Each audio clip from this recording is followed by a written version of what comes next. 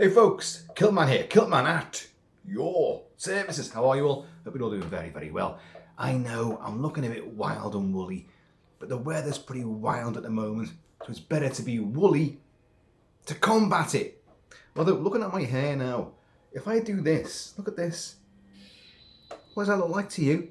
That's that bloody big 1950s tarantula from the Jack Arnold tarantula movie coming over the hill to attack people. You know, I'm being arachnophobic myself.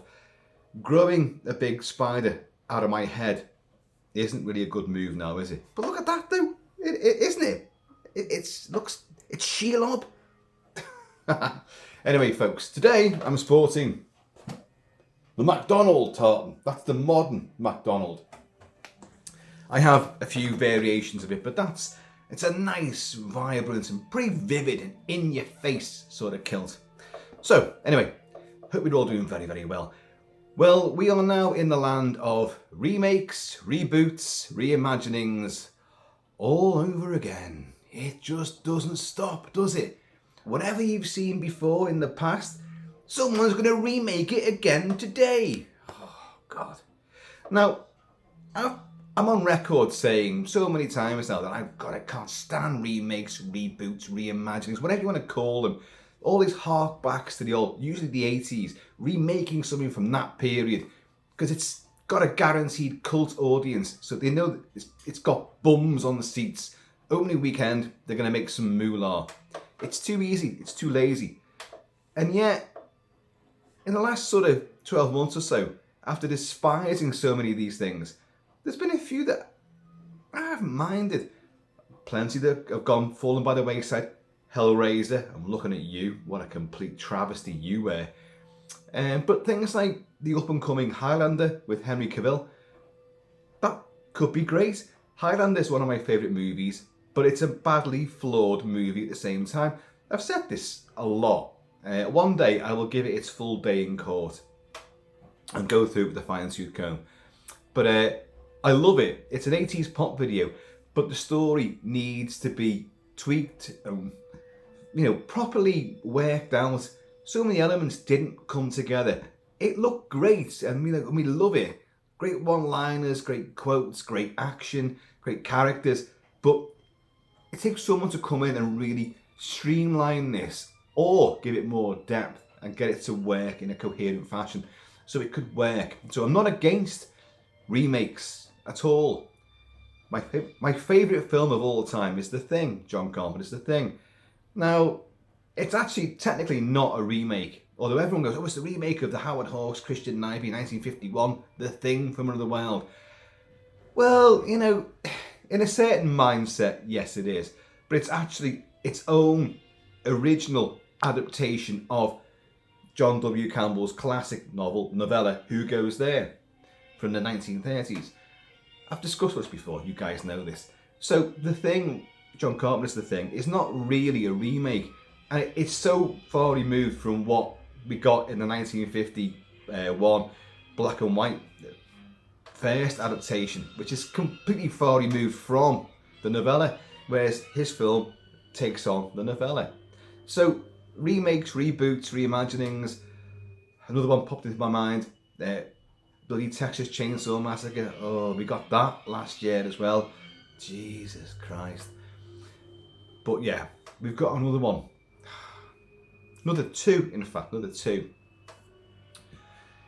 Sean S. Cunningham worked with Wes Craven, and the two of them came up with the deplorable, horribly depraved The Last House on the Left, a film which to this day, although I own the original Betamax copy of it, I have never watched it after the first viewing. I found it sickening and I don't like torture porn. I don't like that, says the guy that loves Terrifier 2. But when there's a fantasy element there, I kind of like it. I can get around it.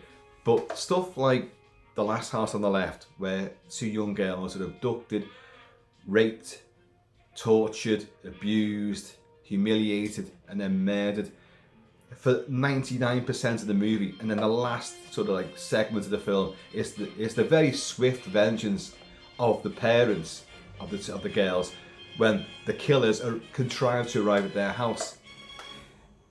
Last House on the Left was itself a remake in some ways of Ingmar Bergman's oh god, the Summer of Evil, what was it called? A lot of cinephiles out there going like, oh, Kilt-Man, you had such a moment there, you were making real coherent sense, and then you just couldn't seal the deal.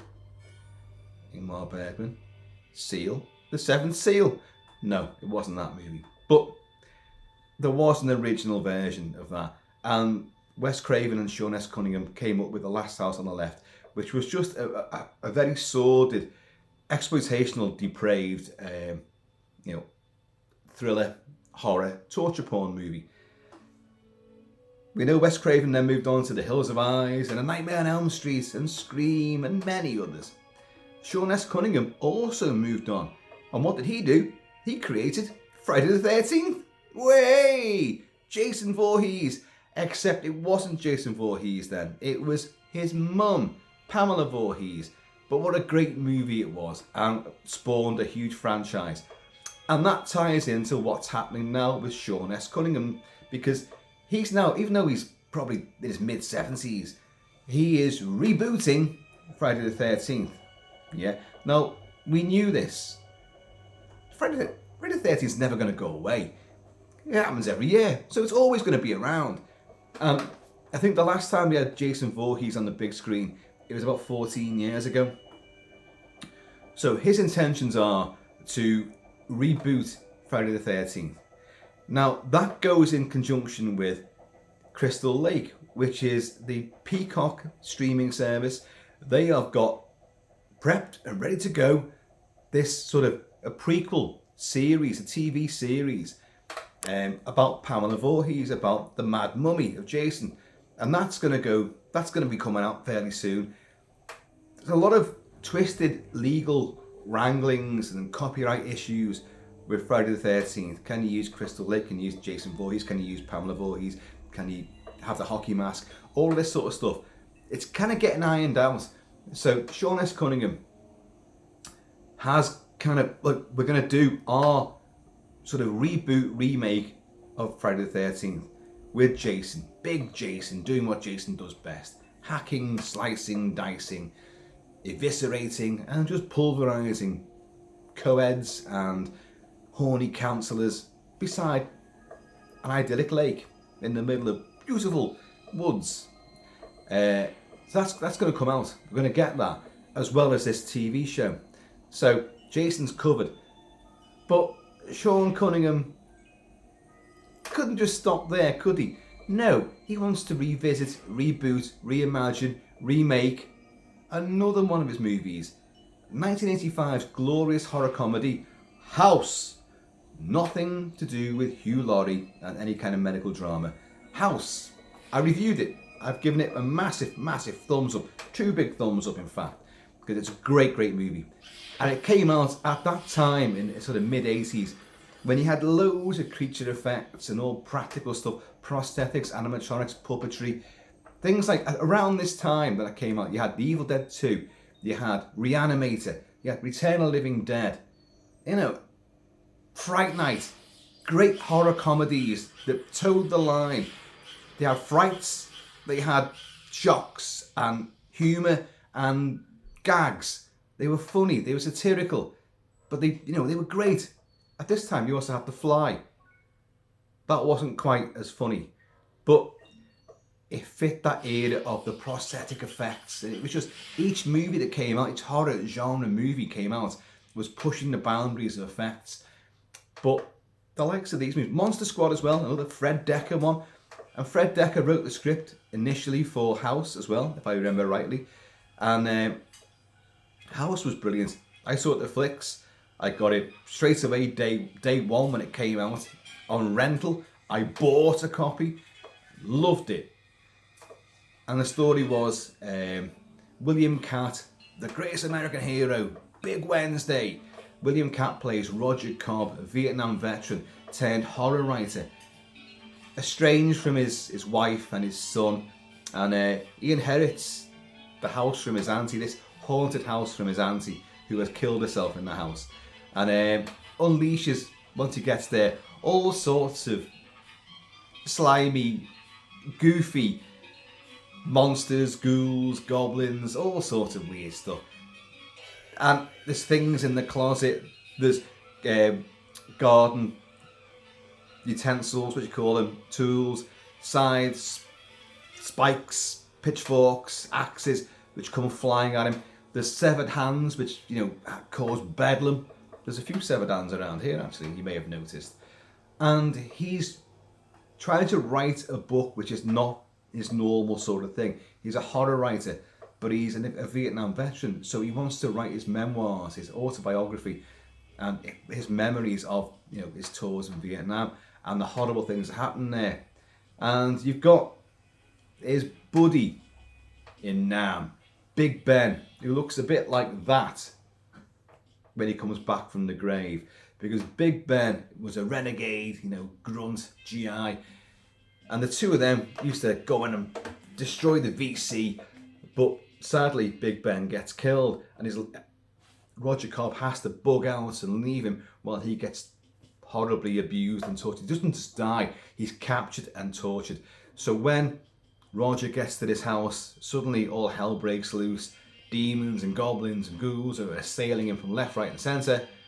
And George Wendt, Norm from Cheers, lives next door, who keeps interrupting things. But he's great at the same time. But Big Ben will come back as well. I know. And I don't mean the big clock. I mean this zombified Vietnam vet with his M60, with grenades, with all sorts, and his big survival knife, and he's coming for Roger. And it's great, but as I say, it's comedy horror. It's not that frightening, but there's loads of little shocks and stuff, and it's got that bubbling sort of suspense to it, and great anarchic set pieces. But he's some hag witch, he's chopped it up, it's all in body bags, but he's trying to kill, because they're coming back to life, and he's hitting these with a shovel. And the incredibly gorgeous Mary Staven, a former Miss World, in a couple of Bond movies as well. She happens to be his neighbour as well. And she comes over in a little swimsuit and all that, and he can't believe his eyes. Wow, how lucky am I to have you just over the road. But he's trying to, there's a severed hand on his back and all that, and he's trying to fucking wriggle this out. And it gets on the back of her son, who he has to babysit. And her son gets kidnapped by goblins and ghouls. There's a haunted swimming pool. I'm talking way too much about the original movie. Sean Cunningham wants to redo it. House was successful and it spawned a franchise. They made House 2. Which, I know it's got its fans, but House 2 is crap. When I reviewed House, I was going to go through all the House movies. But after House, I watched House 2 and I thought, I literally cannot sit and talk about that movie. It's so fucking bad. It's unreal. It's not a horror movie. It's a comedy fantasy. And you've got Aztec mummies and you've got a barbarian. You've got these weird prehistoric cutesy creatures. And you've got a zombie gunslinger who's pretty good. And you've also got the lovable yet zombified old gold prospector, who's also related to the guy that moves into this house. Lou Ayres, I think his name is. But fuck me, it's a pile of shit. And where you had George Wendt from Cheers in House 1, they bring John Ratzenberger, Cliffy from Cheers into this. But it's nowhere near the quality. The humour misses by a mile. The horror isn't there. The effects are pretty good, but it just does not work. I hate it. Then you got House 3. House 3 is not a house movie at all. It's called The Horror Show, with the Lance Henriksen and the late great Brian James. Oh my God, playing a lunatic serial killer who gets sent to the chair. But he will come back from the afterlife. Oh, and he wants vengeance. Now, this movie was not a house film, but distribution-wise, they couldn't really, marketing-wise, how are we going to put this movie out there? Well, House 1 and 2 were dead successful, so why don't we just call it House 3, the horror show? Yeah, we'll lump it in, and you're going to bring all the fans of the first 2 House movies, are going to come and see this, so guaranteed market. It worked. So House 3 it became. Fuck all to do with the House franchise. Then they made House 4. Oh my God. The Repossession or something like that. And oh dear Christ. William Katt comes back, but he's got a different family this time. It's a different house. Is he the same character at all? I can't even remember now. I don't even think he is. But in a car crash, he gets flambéed at the start. But will then come back to try to help his wife and his now paraplegic daughter away from nefarious, land deals and gangsters who were trying to buy this place off her. But he will keep coming back to haunt her, but there's other spooks in there as well, or something like that. It's shit, folks. It doesn't work at all. His face in a pizza, bad taste, literally. He has been barbecued, in a horrible car explosion. Fuck's sake, and then his face is a pizza. No, it doesn't work. So you wonder how a house has any longevity. The first one is a classic. Like Reanimated, like Return of the Living Dead, like Fright Night, like Evil Dead 2. It's on that same sort of wavelength. It's perhaps a little bit softer than those other movies, but there's still severed limbs and a bit of gore and violence, and it works. There's also a bit of poignancy as well, because despite all the, for every ghoul there's a giggle, for every, bit of, ghostliness there's a gag, it works. But there's a little moment where you've got Roger Cobb, William Katt, is reliving his memories. He's typing away about his Vietnam buddies and all that, and you'll see him laughing, and you will get flashbacks, and you'll see these sequences in perhaps the world's worst jungle mock-up set. It really is piss poor. That's the thing about the movie. A lot of the effects are great, but some are really bad. But that doesn't go against the movie. It only enhances it in a way. It makes it more charming. Certainly for me, I don't mind some of the really silly, outlandish effects of this outsized and very rubbery severed hand, and the hag witch. Watch it, you'll see what I mean. It just doesn't work. Or does work, because it's so OTT, and it knows it's outrageous. It knows it's not convincing. But because it knows that, you're on board. But there's the memory of, obviously, Big Ben getting captured by the VC, and he could have saved him. And you do cut to William Katt sitting there, and he's holding his head and he's crying. And it's only a brief instant, but it shows there's heart and soul to this. So you've got a film which is addressing PTSD and survivor guilt. Well, you didn't expect that, did you? No, nobody expected that. And I think it works, and it adds another little dimension, another degree of quality to the characters of this movie and the story itself. So, he's going to redo it. Or is he going to redo it? I'll read what the press blurb is. I've got it here somewhere. Let me try and find it. Right, Sean S. Cunningham is not only doing Friday the 13th, the reboot, he's doing a film version, which is going to go alongside the Crystal Lake TV show. They won't be connected in anything other than the fact that Jason Voorhees exists and it's, kill, kill, kill. But he's doing a proper Jason Voorhees movie. Now that's coming. We're going to get that. And he's working with a writer called Jeff Locker, right? And a director called Jeremy, well, it's either pronounced Weiss or Weiss. You can never tell with these W names, can you? When they're sort of Scandinavian or Germanic. Is it Weiss with a V?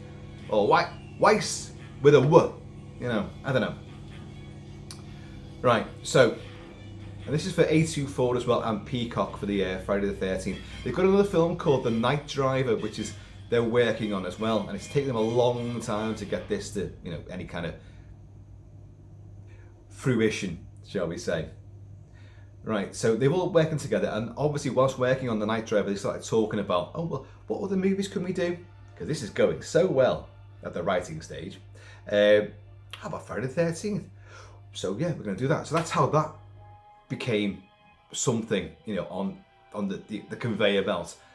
But also,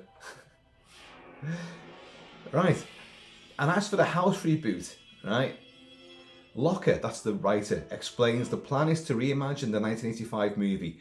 There's also an accompanying video game concept. Really? Is that necessary? But then again, it's all a cash cow, isn't it? Right, and this is a quote from there, Locker, the writer. The house reboot is both an update and reimagining of the classic series, centering around the birth of a haunted house. Lots of great scares and howl at the screen laughs.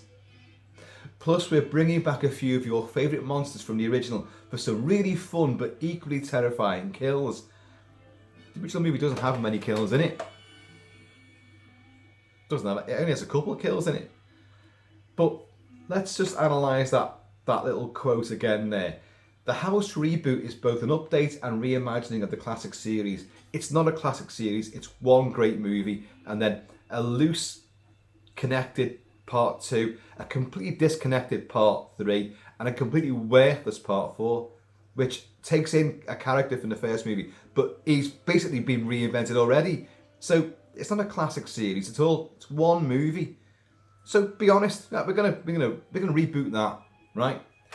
Centering around the birth of a haunted house. Okay, right, the birth. Wow. So it's not already haunted. The events of this movie are going to make this a haunted house, or is the first act going to be like in the past, and you see how the hauntings manifested and became what our new characters and protagonists are going to experience. Yeah, that's what I think. And this really gets me. This, you know, this is like playground stuff. This is so juvenile and ridiculous. Lots of great scares and howl at the screen laughs. How do you fucking know? You haven't even made the movie yet. How do you know that there's going to be like lots of great scares and howl at the screen laughs? Howl at the screen laughs. Who are you going to play this for? A bunch of fucking wolves. What the hell? I despise hyperbole like that. That is just utter fucking juvenile garbage. Lots of great scares and howl at the screen laughs. Oh, you massively self-promoting twat. Plus, we're bringing back a few of your favourite monsters from the original. So the Hag Witch, the Hand, and Big Ben. How's that really going to work? Come on to that in a minute. For some really fun but equally terrifying kills. I know, folks, he's not going to stand there, sit there, or zoom there and say like, yeah, look, we haven't got a fucking clue. We're going to reboot one of these movies. Yeah, you know what we're doing. That was a great film. Everyone loved it. We're going to just cash in on that and try and make some quick money. That's what we're going to do. And it's going to be shit. It won't be a patch in the original. You know that. We know that. But hey, we're going to do it anyway. He's not going to sit there and say that, is he? He's going to really promote it, of course. But they haven't made the movie yet. They haven't even fucking written it yet. They're in the process of writing it right now. He says here, this is the next bit of the quote. I'm working on the script as we speak, and all I can say is, I'm having a fucking blast. Fucking hell. Honest to God, you know, it's shit like that that really, really pisses me off. I know that they're not going to say the opposite, as I gave an example of before. You know, well, we haven't got a clue what we're doing. We're just going to cash in on the title and try to, you know, go for the same familiar tropes, but try and give it a new sort of 2000s-ish sort of spin. You know, he's not going to say that, but I'm going to go through it again because I just find it hysterical. The house reboot is both an update and reimagining of the classic series, centering around the birth of a haunted house. Lots of great scares and howl at the screen laughs. Oh my God. Plus, we're bringing back a few of your favourite monsters from the original. Oh, that stinks, folks. That stinks. But here's the bitter sort of irony and contradiction. I think it can work. I do. there's nothing inherently copyrightable or even, you know, so cherished about a haunted house story. We have gazillions of haunted house stories in literature, on TV, and in cinema. So you're going to have new characters going into this haunted house. Oh, we're going to show the birth of a haunted house. I've just thought. So is this the opening gambit of a new house franchise? So we're going to have all the things that happen to make the place haunted, murders and what have you. And then House 2 in this sort of new timeline will be sort of Roger Cobb or whoever going in there and experiencing all the ghosts which have been created in the first movie. I do hope not. I hope it's just a horror comedy with a bit of a, you know, probably a slightly sicker, you know, twist to it these days. You've got to move with the times, haven't you? Probably up the sex and violence quota. Never a bad thing, really. But you're going to tell essentially the same sort of story. Now, as I'm saying, a haunted house is not unique. People go into these places and they're told, get out. You know, all this poltergeist, the entity, ghost story. Fucking, there's so many of these things. The haunting and the various, you know, offshoots of that or reiterations. It's not new. It's not unique. So you can't go like, oh God, they're just doing the same old thing. Because the same old thing always seems to work. The Conjuring, The Others, it's all there. The Innocents. There's so fucking many of these movies. So I'm not against the idea of redoing House. But are you going to bring in the same characters? They've said here, plus we're bringing back a few of your favourite monsters from the original. A few of your favourite monsters. You've only got about 3 monsters in it.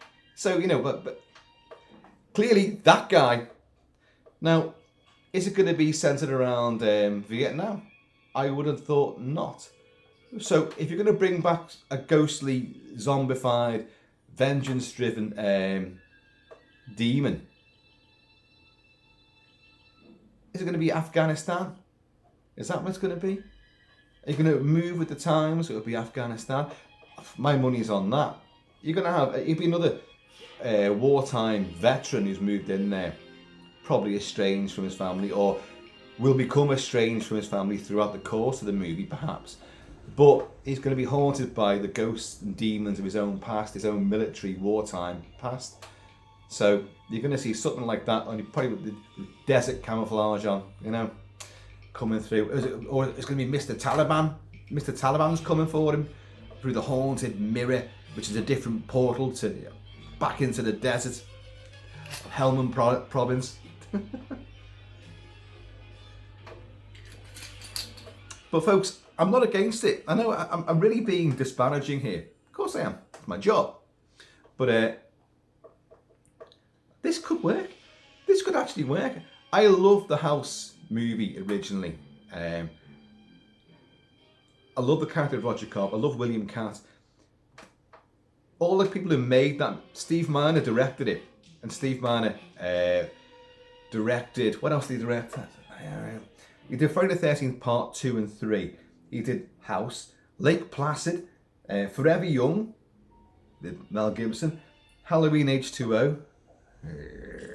But I can't blame him for that. I blame Kevin Williamson for that. He also did Warlock. Now Warlock, very timely at the moment, because if you've seen my previous couple of videos, the actor Julian Sands is still missing in the mountains of California, the San Gabriel mountain range, and the Baldy Bowl area. And I'll be doing updates as and when things happen. At the moment, things are not happening. The helicopter searches have resumed, but ground searches have not resumed. But it's funny how horribly coincidental that I'm talking about this reboot, and Steve Miner directed the original, and he also directed a film with Julian Sands in Warlock with oh God, what's his name? The other guy. Oh, I forgot his name. From With Nail and I. Oh, I almost had his name then. Richard E. Grant. There you go. There you go. Got it. Nailed it. In the original movie, William Katt's great. Also, you've got Richard Moll. Richard Moll plays Big Ben in the Vietnam flashbacks. When you've got the zombified version, it's a different guy playing him because you have to have someone who was... Richard Moll's very big. He's from Night Court. He is the sorcerer from the great classic 1981-82 Albert Pye Sword and Sorcery movie, The Sword and the Sorcerer. He is the sorcerer in sorcerer mode, but he's horrible, decrepit, glowing fingers. Forget E.T. The glowing fingers here don't just signify love and devotion. No, they actually pull hearts from chests from a distance. And he squeezes the hearts. Zusha, the demon sorcerer, and that's Richard Moll, and he's a big fella, and he's great. And all these people, as I say, Steve Miner, Sean S. Cunningham, William Katt, Richard Moll, they're all in the 70s now. But wouldn't it be great if you're going to really do this? Give them cameos, let them be in it. Richard Moll could still do it. Christ almighty, he can still play a bloody imposing demon. Give him the chance. And who else are you going to get from Cheers to come in this time? Well, I'm afraid Kirstie Alley won't be there. Oh, rest in peace, Kirstie. You had Kay Lenz in it as well, and I say George Wendt and Mary Staven. Mary Staven could be in it. Not looking quite so sexy these days. It says the Adonis here, but so yeah, what do you guys think about this? Yet another reboot, yet another reimagining. I mean, you could call this one, this would be House the Renovation. House Renovated, I don't know. But it's just a haunted house, isn't it? So it doesn't even need to bear that sort of familiar tag, that brand name. Just make your own haunted house story. People might go, oh, it's a bit similar to the house one. But then again, so is every fucking haunted house movie, so it doesn't make one bit of difference. You've got to keep that sort of... It's a hard thing to do, it's a hard gambit to be horrifying and scary and yet funny. The ones I mentioned before all do it successfully, but one of the greatest horror comedies, which has the most extreme horror and the most laugh out loud funny moments, is An American Werewolf in London. It's unbeatable. It's absolutely peerless at combining the two genres and making it work with pathos and tragedy as well. Which House, the original House, at least attempted, because you've got an estranged family, you've got a fledgling, can we get back together again, sort of thing, and he's lost his son as well. His son went missing, so you've got all this, and then you've got this sort of angst about his Vietnam memories, and he's haunted, literally, physically, emotionally haunted by his own past. So there's a lot of things there. Bloody washing machines going into overdrive there. You may have noticed. And the thing is, it's not even switched on. But you all know the Kilt Mansion is indeed haunted. Or there's something here anyway. He says, reaching for his old trusty spirit, the one he can depend on, Cheers, folks. But do comment below and let me know what you think about this. I have reviewed House before, so I'll put the link as well below to that, so we can have a recap. Had a lot of fun with that. Really enjoy. The original movie is great. House 3 is great, but it's not a house movie. But you've got Lance Henriksen and you've got Brian James there. Oh my God, what a fabulous, fabulous double act. They're both scary dudes. In most films that they're in, they're both actually quite intimidating. Even when they're both playing, they can be playing good guys, Well, Brian James didn't often play a good guy now, did he? Let's be honest. Blade Runner, Southern Comfort, Tango and Cash, with the world's worst Cockney accent. You fucking wanker! He's like Dick Van Dyke. He's threatening Stallone and Kurt Russell. And he's got a ponytail as well. Like, and Stallone's go, shame, shame. You do look like shit in a ponytail. Madness. But William Cat's good. I like the way that William Cat used to have a big sort of surfer boy perm, you know, proper curly, frizzy hair. If you look at him in Big Wednesday, John Milius' Big Wednesday, he's fantastic. And of course he goes off to Vietnam in that and comes back, and they're all they're all different people when they come back from Vietnam. It's a good movie. Big. If you haven't seen it, Big Wednesday by John Milius, it's a wonderful, wonderful movie, and great score as well by Basil Polidoris. Just a wonderful film. Recommend it. But he has got this sort of big frizzy blonde hairdo. Not now. It's grey, and he's got a bit of beard. He's a bit like this, I suppose. But you can bring him back, and he's a good actor. I think he could inject a bit of the anarchic sort of, because he's happy-go-lucky as well, and you know, despite the horrible things happening around him, he's still trying to keep a brave face on things, even when, you know, the police arrive and they've heard gunshots and all that, and he's sitting there cleaning his shotgun going, yeah, I just went off, sorry officer. And as it happens, the officer is, oh god, he's in Southern Comfort as well, starring alongside Brian James in the Great Walter Hill Cajun, taking out the Louisiana National Guard in the swamps. Thriller, epic, Southern Comfort. I've also reviewed that. So, and but I forget the guy's name now who plays the copper. He's an ex-football player, US football player, but he got an injury and never went back to the sport, but took up acting and all that. And he's great. It's just good to see him. When I was a kid and House came out, and I was at the flicks watching it, I was like, and I'm nudging me. He's from Southern Comfort. People are going, shut up. What do you think you are? Don't even know who you are. Southern Comfort, you know, just drinking Coke, you know. But yeah, House the original is well worth it. As is Southern Comfort. As is House 3.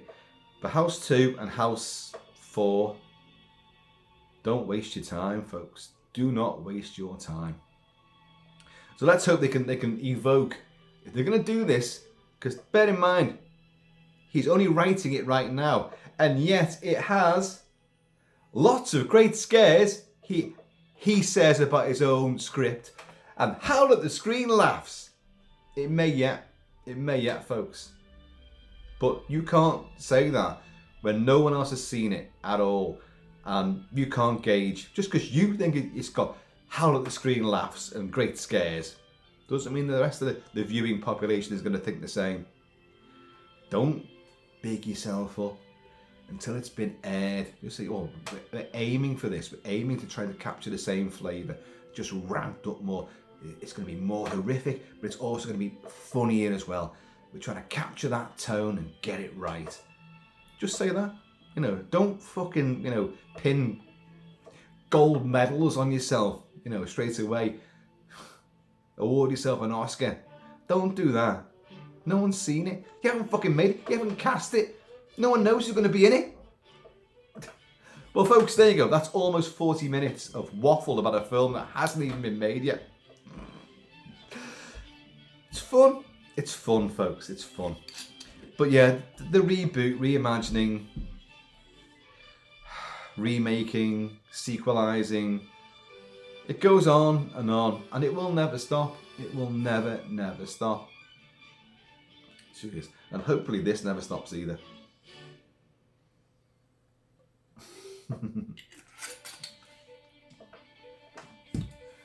Right, folks, I'll be back at some point to talk about this. Woohoo! Finally, we got a copy of it myself. The Thing. The Reflection at Outpost 31 from Mondo. Board game. Cooperative board game. That's the second edition. I missed out on the first edition. I wasn't going to get it. I thought, it's a fucking board game. It's not the movie. And being the guy that's bought the board games for The Shining, you got The Shining. Alien, Jaws, Universal Monsters, and I'm sure there's something else as well. That was the one I'd missed out on. But I also know that I'm never ever going to play that game. A bit of line dancing hoedown there. That's from, I've been playing the soundtracks to House 1 and 2 by Harry Manfredini, who of course you all know from Friday the 13th, you know, and all that kind of shit. But I'll never play that game.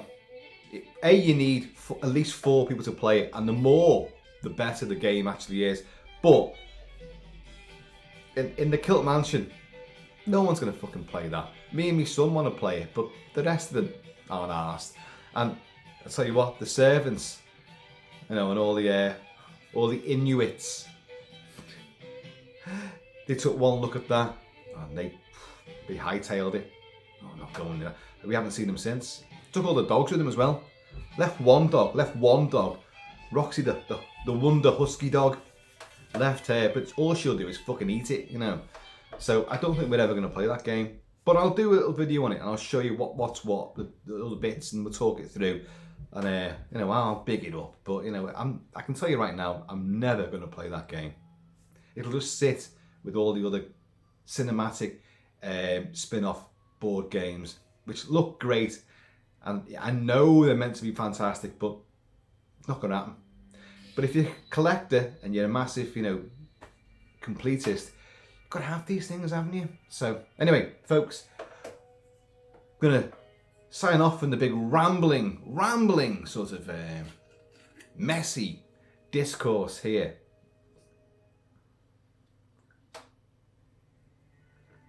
I wish you all the best for Chinese New Year, because for today is Chinese New Year. So Kong Hei Fat Choi to all my Chinese friends out there, and cheers for COVID. Loving your work.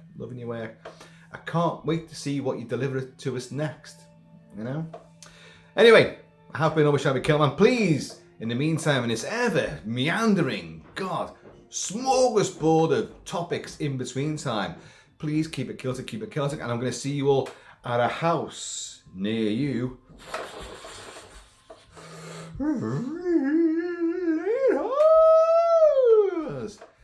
So what you reckon then?